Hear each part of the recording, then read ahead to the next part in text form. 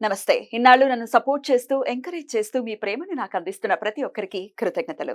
అలాగే ఈ వీడియో కూడా ఖచ్చితంగా మీకు ఉపయోగపడుతుంది. లైక్, షేర్ అండ్ సబ్స్క్రైబ్ చేసి మీ సపోర్ట్‌ని నాకు అందించండి. అలాగే ఈ వీడియో పట్ల మీకున్న అభిప్రాయాన్ని కామెంట్ సెక్షన్‌లో కామెంట్ చేసి తెలియజేయండి. ఇప్పుడు వీడియోని చూద్దాం.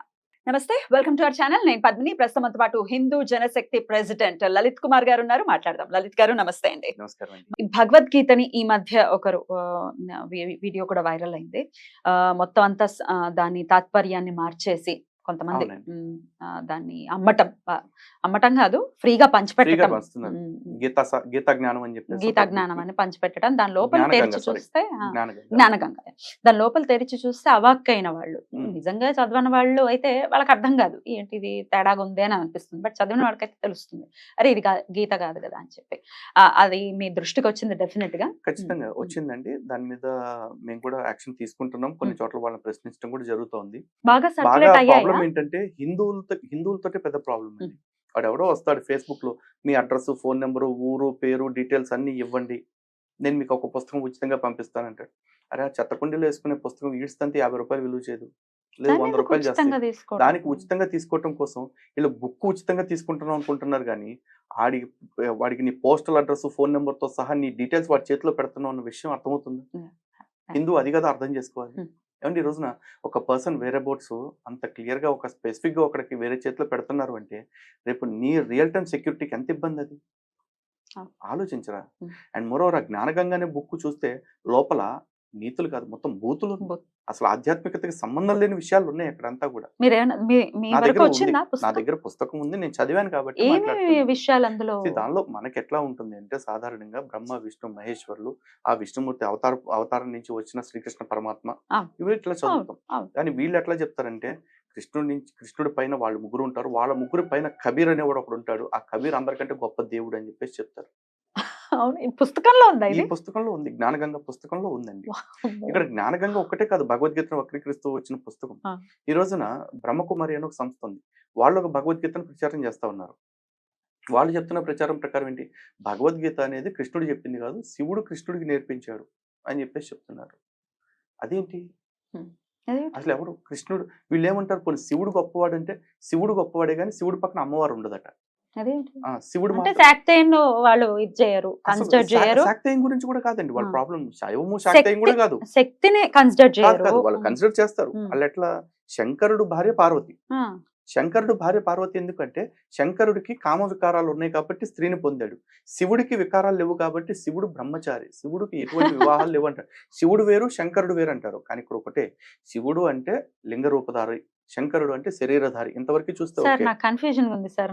వీళ్ళు చెప్తున్న ప్రచారం అంతే అండి. షాక్ కొట్టింది. వీళ్ళు చెప్తున్న ప్రచారం ఏంటంటే బట్ శివుడు వేరు, శంకరుడు వేరు, విష్ణువు వేరు, బ్రహ్మ వేరు.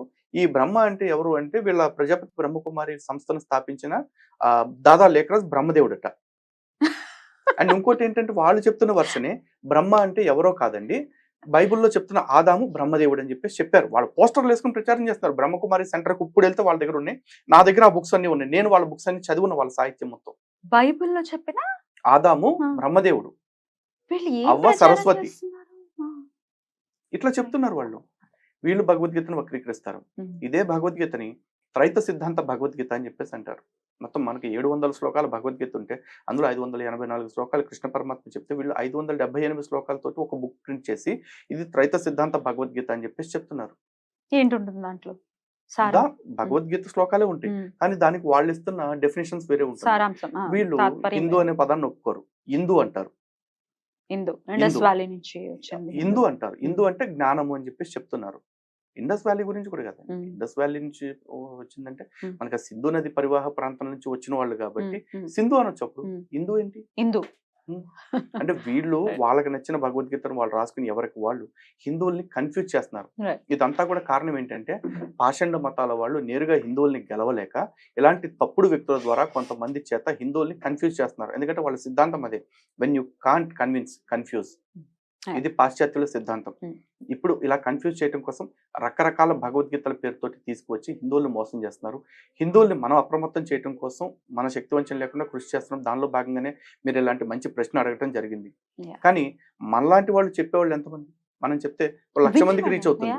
కానీ వాళ్ళు 1,00,000 మంది చెప్తున్నారు. ఒక్కొక్కడు Exactly. 10 మంది చెప్తుంటే Exactly. 10 లక్షల మందికి రీచ్ అవుతుంది. Exactly. సో ఈ చైన్ సిస్టమ్ ని మనం బ్రేక్ చేయాలి, ఎట్లా లేకపోతే మన చేయగలమా నెట్వర్క్ అండి? సిస్టమ్ ని మనం డెవలప్ చేసుకుంటూ వెళ్ళాలి. డెఫినెట్ గా డెవలప్ చేసే హార్డ్ వర్క్ డెఫినెట్ గా చేస్తాము, బట్ బ్రేక్ చేయగలమా? ఖచ్చితంగా అండి. ప్రపంచంలో సాధ్యం కాదంటూ ఏది లేదు, బట్ ప్రయత్నం కావాలి. ఆ ప్రయత్నం మనం చిత్తశుద్ధిగా చేస్తున్నాం. లేకపోతే ఈ రోజు మీరు నన్ను కూర్చోబెట్టి ఇట్లాంటివి అడగాల్సిన అవసరం లేదు కదా. బ్రహ్మకుమారీస్ ని మీరు ఎదుర్కొన్నారా? వాళ్ళని వెళ్ళి ప్రశ్నించడం వాళ్ళని ఇట్లాంటివి ఏమైనా ప్రశ్నించడం జరిగిందా? జరిగింది. వాళ్ళు ఆల్రెడీ నా మీద కేసు పెట్టారు అండ్ కేస్ ఇస్ ఆన్. ఓ, ఇది కూడా ఉందా? మరి ఉందండి. మరి ఏం బోధిస్తున్నారండి వీళ్ళు? బ్రహ్మకుమారీలు బయట వాళ్ళకి చెప్తారండి, మనం అందరినీ ఆ, క్షమించాలి, మనం ఎవరిని హింసించకూడదని చెప్పేసి. దానికి కానీ సింబాలిక్ గానే కదా వైట్ నేను కలర్ శారీలు ప్రశ్నిస్తే వేసుకుని నేను ప్రశ్నిస్తే నా ప్రశ్నలకి సమాధానం ఈ రోజుకి చెప్పకపోగా నా మీద కేసులు పెట్టారు. ఇది వాళ్ళు. మరి రాఖీల పండగలప్పుడు వచ్చేసి అందరికి రాఖీలు కట్టేసి స్వీట్లు ఇచ్చేసి ఏం చేస్తున్నారు? మాయ అంటే చేస్తున్నారు, పైన పటారం లోన లొటారం. లొటారం మాయ చేస్తున్నారు. ఆ మాయలోంచి బయటకు తీసుకురావడం కోసం ఒక కేసు కాదు 100 కేసులు పడతాను, ఊరి శిక్షలకైనా సరే మేము వెనకాడట్లేదు. అట్లాంటివి జరగకూడదు. ఉమ్. డెఫినెట్ గా రామానుగ్రహం ఉన్న వాళ్ళకి ఖచ్చితంగా ఆయనే ఖచ్చితంగా అండగా జరుగుతుంది. ఉంటాడు, అందులో అంతే. ఎటువంటి సందేహం లేదు. ఖచ్చితంగా. రైట్ సార్, ఒకసారి ఏదైనా 4 మాటలు రాముడి గురించి చెప్పరా?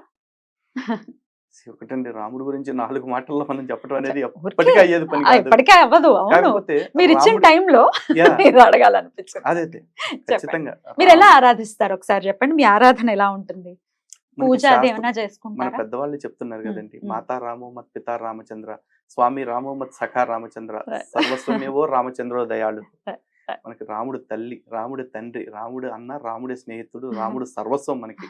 ఆ సర్వస్వమైన రాముడి గురించి ఒక్క మాట చెప్పాలంటే ఎప్పటికీ అవ్వదు, ఎప్పటికీ 4 అవ్వదు. మాటల్లో చెప్పాలంటే కూడా అవ్వదు. ఆ, ఒక ఒక జన్మంతా జన్మ సరిపోదు. జన్మంతా మాట్లాడుకున్నా కూడా రాముడి గురించి సరిపోదు. రాముడు అనే పేరు గురించి చెప్తుంటేనే కళ్ళల్లో నీళ్ళు వస్తా ఉంటాయి. Right. అంత గొప్ప రామచంద్రుడు. మాట్లాడదాం, ఆ మాట్లాడదాం. రాముడి గురించి హా. ఏమని చెప్పను, హా. ఒక సత్యసంధత గురించి చెప్తామా. ఎట్లా రామాయణాన్ని ప్రతినిత్యం అధ్యయనం చేస్తారా? ఎలా ఉంటుంది మీ దినచర్యలో? లేదండి, భగవత్ ఆరాధనకి ఎంత సమయాన్ని కేటాయిస్తారు? ఒకసారి చెప్పండి. భగవద్ ఆరాధన ప్రత్యేకంగా అయితే నేనైతే ఉమ్. తక్కువేనండి. తక్కువ. ఎందుకంటే దేవాలయ దర్శనానికి నిత్యం ఏదో ఒక సమస్యల మీద వెళ్తూ ఉంటాం. అందరూ దేవాలయంలో దేవుడిని కోరికలు కోరటానికి వెళ్తూ ఉంటారు. మేము దేవాలయానికి ఎందుకు వెళ్తూ ఉంటాం అంటే దేవాలయాలకు వచ్చిన సమస్యలు తీర్చడానికి పోతూ ఉంటాం. అది రామాలయాలు ఉంటాయి, శివాలయాలు ఉంటాయి, అమ్మవారి ఆలయాలు ఉంటాయి, అన్ని ఉంటాయి. బట్ ఎన్ని గ్రంథాలు ఉన్నా అన్నిటికంటే స్పెషల్ ఏంటి అంటే ఖచ్చితంగా రామాయణమే. రామాయణం ఎందుకు అంటే ఉమ్. రామాయణంలో మొత్తం ఆ చివర ఒక అక్షరం నుంచి చివరి అక్షరం దాకా ఏది చదువుతున్నా సరే అదో తెలియని పులకరింత. ఎన్నిసార్లు చదివినా కొత్తగానే ఉంటుంది. రామాయణం మాత్రమే కాదు, రామాయణం గురించి ఇతరులు రాసిన గ్రంథాలు కూడా నిత్యం చదువుతూనే ఉంటాం. అవును.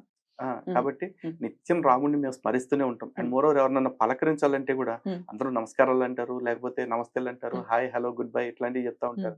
మేము ఒకటే చెప్తాం, మాకు పలకరింపైనా జై శ్రీరామ్, వీడుకోలైనా జై శ్రీరామ్, జై శ్రీరామ్.